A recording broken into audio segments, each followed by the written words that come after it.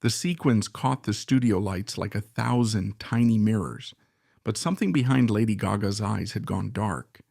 She sat across from Jimmy Fallon in her signature crystalline bodysuit, yet for the first time in years, she looked small, vulnerable, almost ordinary.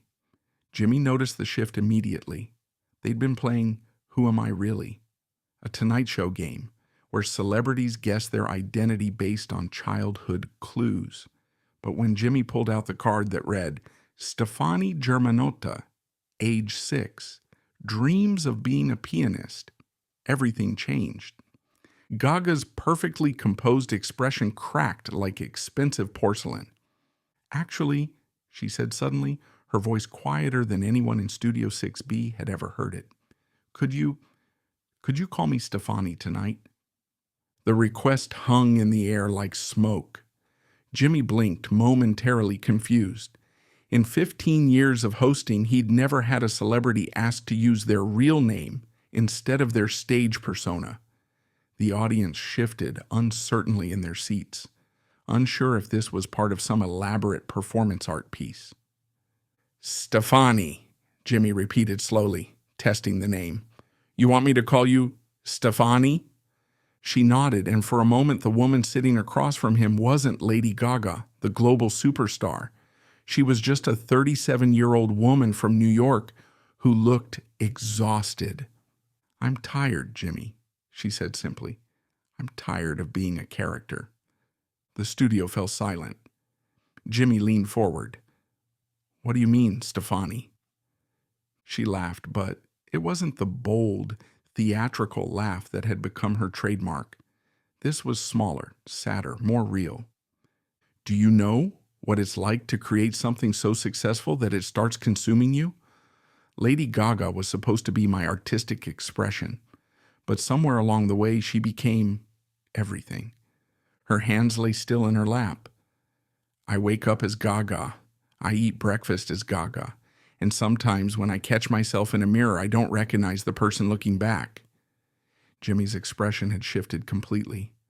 Gone was the playful host. In his place sat someone who understood the weight of performance, of always being on. When did you start feeling like you were losing yourself? He asked gently. Honestly, Stefani looked out at the audience, then back at Jimmy. I think it started around 2010, when Bad Romance exploded, and suddenly everyone expected me to be this larger-than-life character all the time. Interviewers would ask Stefani questions, but they only wanted Gaga answers. She paused, gathering courage for what came next. I remember being at my cousin's wedding 2 years ago.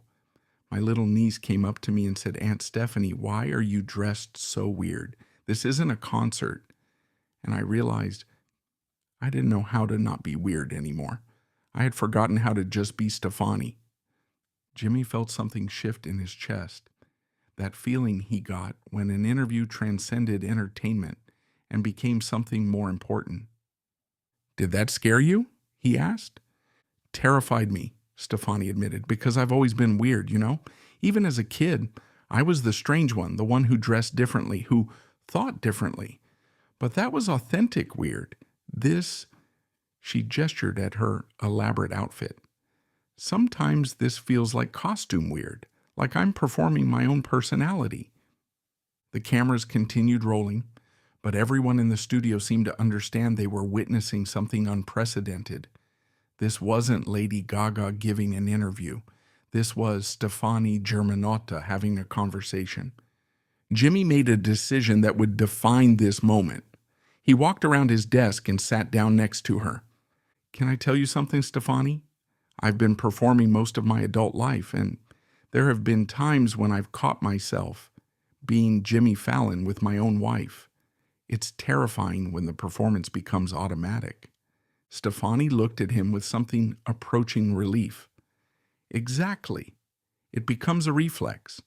Someone asks how you are, and instead of saying tired or confused or human, you give them what they expect. You give them the brand. But here's what I've learned, Jimmy continued. The brand isn't you. It's just one part of you. Lady Gaga is real. She comes from somewhere real inside you. But she's not all of you. Stefani's eyes filled with tears, and for the first time, she made no effort to hide them or turn them into theatrical beauty. "I've been thinking about quitting," she whispered, the words barely audible but somehow carrying clearly through the studio's microphones. Not music, just the character, going back to being just Stefani who writes songs and plays piano. The audience gasped audibly. Several people in the front row leaned forward, as if they couldn't believe what they were hearing. "What's stopping you?" Jimmy asked. "Fear," she said immediately. "What if people don't care about Stefani? What if I'm not interesting without the costumes and the spectacle? What if all these years people have been loving the performance, not the person?" Jimmy was quiet for a moment, absorbing the weight of what she'd just shared. "Can I ask you to try something?" he said finally. "And you can say no if it's too scary." Stefani nodded hesitantly. "I want you to sing something. Not as Lady Gaga, as Stefani. No choreography, no production, no costume. Just you and your voice." The color drained from her face. "Jimmy, I don't know if I can do that. I haven't performed as just myself in I can't remember how long." "That's exactly why it might be powerful," he said gently. "When's the last time you let people see Stefani the musician, not Gaga the performer?" She was quiet for a long moment, clearly wrestling with something internal. The studio waited. Jimmy waited. Finally, she spoke. "There's a song I wrote in my apartment last month, just me and my old keyboard. I haven't shown it to anyone, not even my team. It's just honest. Would you share it with us?" Stefani looked out at the audience, then back at Jimmy. "If I do this, if I sing as myself, will you promise me something? Anything? Don't let them turn this into content. Don't let this become a Lady Gaga strips down story. This is just Stefani sharing a song." Jimmy's expression grew serious. "I promise. This isn't content. This is just music." With shaking hands, Stefani began removing her elaborate jewelry, the crystal headpiece, the ornate rings, the shoulder pieces. With each piece removed, she seemed to become more human, more real. A production assistant brought out a simple keyboard, and Stefani sat down behind it, stripped of all theatrical elements. "This song is called Mirror," she said quietly, "and it's about trying to find yourself when you've lost the map home." She placed her fingers on the keys, took a breath, and began to play.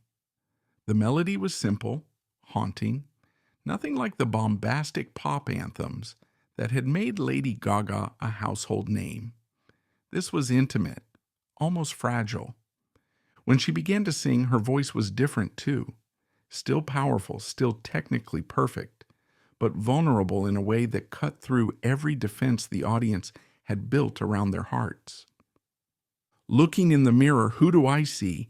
A stranger wearing my face, living my dreams. I built these walls so high, forgot there was a me behind the lights and lies. I'm still 17. The studio was completely silent, not even the sound of shifting in seats or quiet whispers. 300 people holding their breath as they witnessed something sacred. I miss the girl who played piano in her room, who sang off key but meant every word before the world told her what she had to prove, before her own voice became something she couldn't hear. Tears were streaming down Stefani's face as she sang, but she didn't stop. This wasn't performance crying. This was release. So I'm taking off the costume, laying down the crown, finding my way back to solid ground, the mirrors showing me what I used to be, before I forgot that Stefani was enough for me. As the last note faded, the silence stretched for what felt like an eternity. Then slowly Jimmy began to clap, not the energetic applause of a talk show host, but the slow, reverent applause of someone who had just witnessed something true. The audience joined in, but this wasn't typical celebrity applause.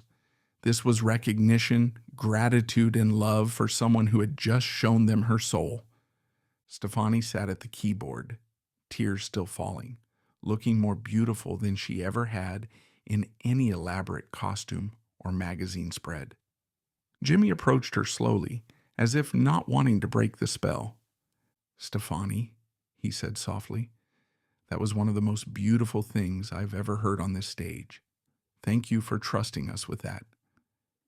She looked up at him, her makeup smeared, her carefully styled hair disheveled, and smiled, not the calculated smile of a superstar, but the grateful smile of a woman who had just been seen. "Thank you for making it safe to be myself," she whispered. "Can I tell you something?" Jimmy said. "I've interviewed Lady Gaga several times over the years, and she's always been incredible. But Stefani is unforgettable." The Tonight Show segment became one of the most watched pieces of content in the show's history, not because it was spectacular, but because it was real. And Stefani, she continued making music, continued being Lady Gaga when the art called for it. But now, she also made space for Stefani, the woman who was learning that being enough didn't require being everything. Because sometimes the most revolutionary thing you can do is stop being revolutionary and just be real.